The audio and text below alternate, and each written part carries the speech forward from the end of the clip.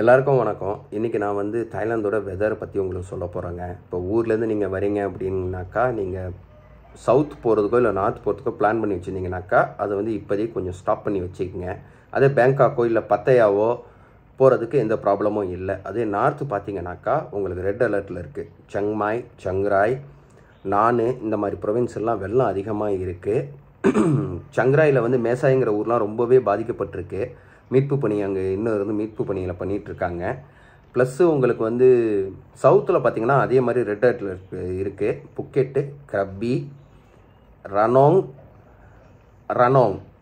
அப்புறம் வந்து இந்த சுராத்தானி ஏரியா, கொசுமைலாம் அந்த ப்ராப்ளத்தில் இருக்குது. ரெட் அலர்ட்டில் இருக்குது. அதிகமாக மழை பெய்யுது. காற்றோட சீற்றம் கொஞ்சம் அதிகமாக இருக்குது சவுத்தில்.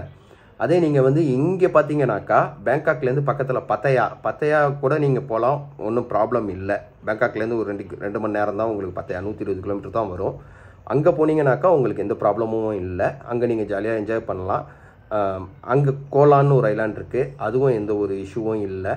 அதே மாதிரி நான் எதுக்கு ரனோங்னு முதல்ல சொன்னேன்னாக்கா, இப்போ பத்தையாவுக்கு பக்கத்தில் ஒரு நீங்கள் பேங்காக்லேருந்து போனீங்கன்னாக்கா ஒரு 3 மணி நேரம் வரும். அந்த ஊருக்கு பேர் வந்து ரயோங். அங்கே ஒரு இது இருக்குது, கொசமேட்னு ஒரு ஐலாண்ட் இருக்குது. அங்கே கூட நீங்கள் இப்போ என்ஜாய் பண்ணலாம், ஃபேமிலியாக வரவங்களாக இருந்தாலும். அது சின்ன ஐலாண்டு தான், ஃபெரியில் அழகாக போய்ட்டு நீங்கள் என்ஜாய் பண்ணலாம். அதுக்கு அந்தான கோச்சாங்னு ஒரு ஏரியா இருக்குது. கோச்சாங் வந்து உங்களுக்கு இங்கே பேங்காக்லேருந்து ஒரு 350 கிலோமீட்ரு, ஒரு 6 மணி நேரம் ட்ராவல் ஆகும். கம்போடியாவுக்கு பார்டர் இந்த ஊர்.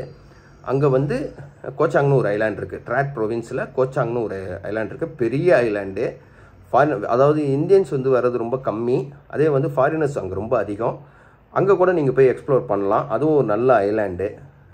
கோச்சாங்கு, கொசமேடு, கோலான், இந்த 3 ஐலாண்டும் உங்களுக்கு ப்ராப்ளம் இல்லை. இதே நீங்கள் சவுத்தில் வந்து நிறைய ஐலாண்ட் இருக்குது. கோப்பங்கான் இருக்குது, கிரபியில் வந்து கிரபி இருக்குது, புக்கெட்டில் வந்து பிபி, ஜேம்ஸ் பாண்ட் ஐலாண்டு.